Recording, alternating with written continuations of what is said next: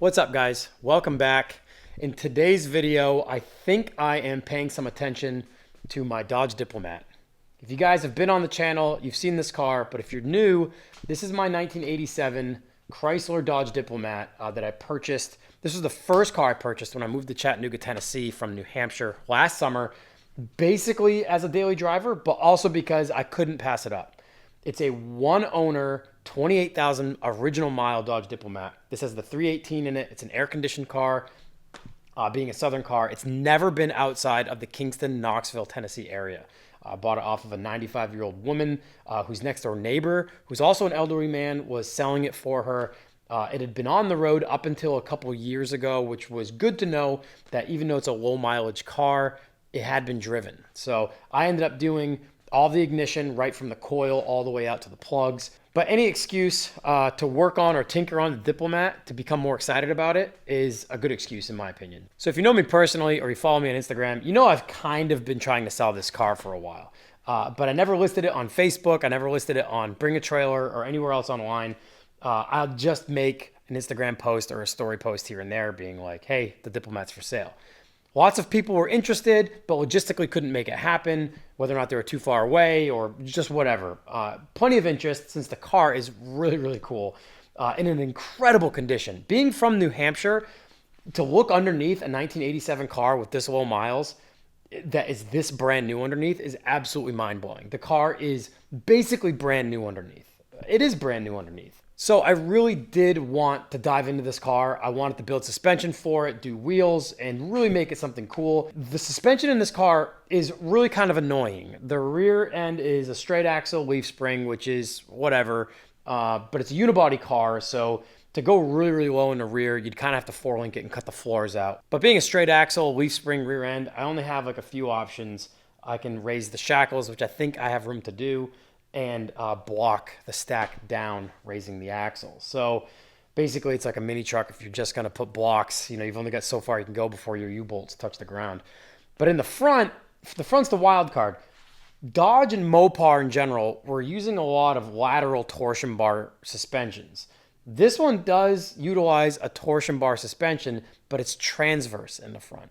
This is something I'll get into later on because I think I'm going to do an episode of lowering this car. I've had it up in the air just yesterday, kind of taking some measurements and trying to get a game plan put together because I know once I open the can of worms on this, that's exactly what it's going to be. It's going to be a can of worms. The PCD of the Diplomat is 5 on 114.3, which is almost too good to be true. So my wheel options are pretty vast, except for the fact that the front hub of these M-body cars, at least the V8 Diplomat, is much larger than 64 mil. So I'd have to run spacers in order to run a typical 5 on 114.3 Japanese wheel, which is usually only a hub bore of 64.1 millimeter, I think. But that being said, the rear's drum brakes, so I can fit a 5 on 114.3 wheel on the back, no problem. But the hub up front is the issue for the most part. So I'm currently working on a really big leather keyring job for Tommy F. Yeah. I do a lot of these leather keyrings for him for his car giveaways and just general merch drops. I am currently a few hundred in on these. This is how they start and this is how they end. It's a leather, as I call it, a tactical keyring. You might be able to see the logo here. So it's got an HK clip on one side, a split ring on the other, laser engraved his logo in the middle, and then they're just folded over. They're basically double thick. Another piece of information though is I have plates for the new project car that is coming across the country as we speak. I went and registered it just the other day. It's on a transport truck as of 20 minutes before filming this episode. So this is Friday, the 22nd of April. And the car should hopefully be here by next Tuesday or Wednesday. I am crawling out of my skin. I purchased this car about 2 months ago, basically a couple days after I sold the Century, with plans to hopefully finish it in time for Helen, Georgia, which is Alpine Volks Fair, in just a few weeks now, May 18th to the 22nd. So as it stands, if the car gets delivered by Tuesday or Wednesday, I basically have 2 weeks to build air suspension for the car, which does not have any bolt-in applications, which, as you can see by the cars I've got in the shop, no surprise there. I don't think I've ever had a car that's had a bolt-in air suspension application. So I got to build for that in a shop that I'm still setting up. So I do have my welder, my bandsaw. I've got some tooling set up here in the shop, but I'm not building this car in my father's shop, which has a lifetime worth of fabrication tools and equipment. So this will officially be the first car I'm quote unquote building or putting together here in this shop, which I'm excited about, but also feeling a little bit of anxiety about because of the time crunch. So if the car arrives, hopefully I've got 2 weeks to get everything done. The Bag Riders boys have come on board for this project, yet another project, which I'm super grateful for. Everything's inbound as we speak. I think everything got shipped out yesterday for all the management and the bags and everything I'm going to need to put the air suspension kit together for this car. Okay, so today on the Diplomat, something super simple. When I was outside washing it, I realized the third brake light had filled up with like dead bugs and bees. And as you can see on this third brake light, it's got like a cove that sits inside quite a ways. And this sits flush against the window. So things that got stuck in between the window basically got trapped in there. And so I took that out because I wanted to clean the inside of the back window.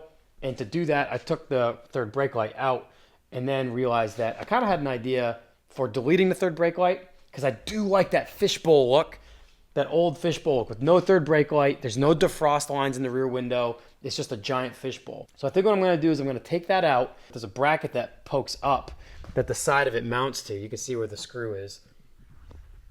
That's removable. So I'll probably take the third brake light out, unhook it, take that bracket that pops up out as well. And I've got some red and white two-color acrylic that I think I'm going to make a flat delete plate out of that I can put over the hole. And I'm going to laser engrave the Chrysler and Mopar logo on it.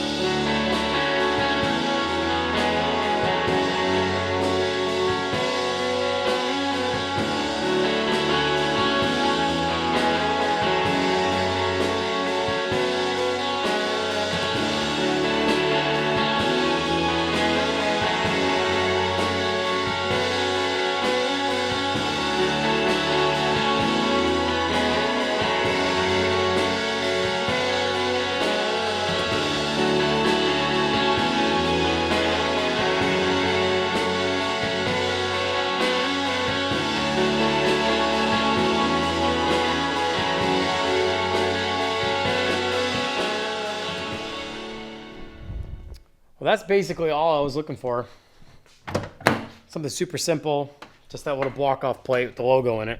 I didn't know whether or not I was going to face it forward or face it back, but once I faced it forward, it really, you couldn't really see it from the back seat, and I feel like it looked weird facing forward from outside, and I feel like you see it more from outside, so I faced it back so it was more legible looking in from the outside of the car.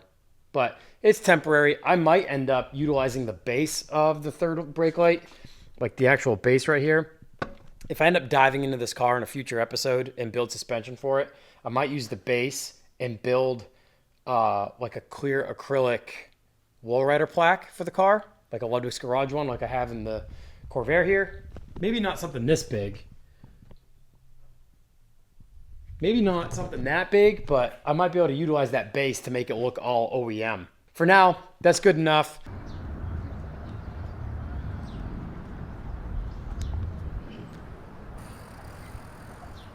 All right, so Kayla and I are downtown on the riverfront, and we forgot that there was a 6 Series show going on here in Chattanooga, a shark show, like a SHARKFEST.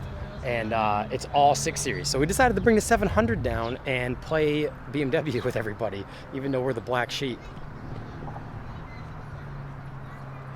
Makes me wish I had my 635 CSI car here and running, but that's on the other side of the country.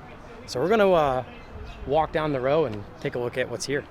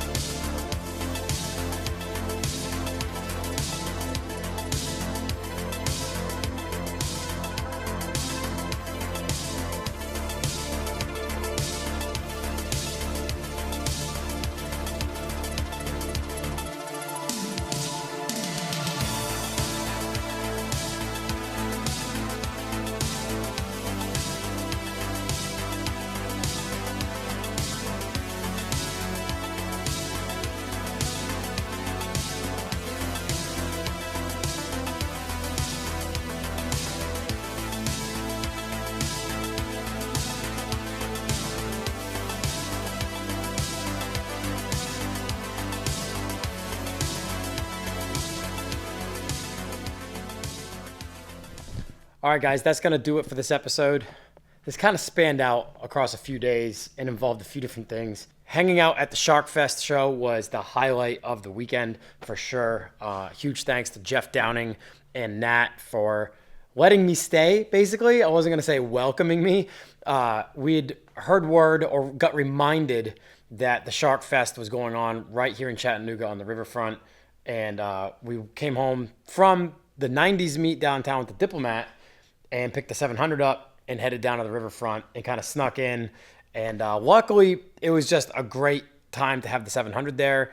A lot of the owners, it seemed like the majority of the owners of the E9s, E31s, and E24s, and a few other cars sprinkled in there, were older BMW enthusiasts. And it seemed like a lot of those guys like really appreciated what the 700 is. Both for what a BMW 700 is, its significance in the fact that BMW is still a company today, and what I've kind of done with this specific car. The fact that it's on a VW pan and it's real low to the ground and it's got original patina and character and stuff like that. So it was really cool getting a chance to talk with a lot of those guys. I got a few phone numbers, some guys that are in the Southeast here that have caches of European and US market BMW parts and parts cars. The new project is on a transport truck currently in transit from California.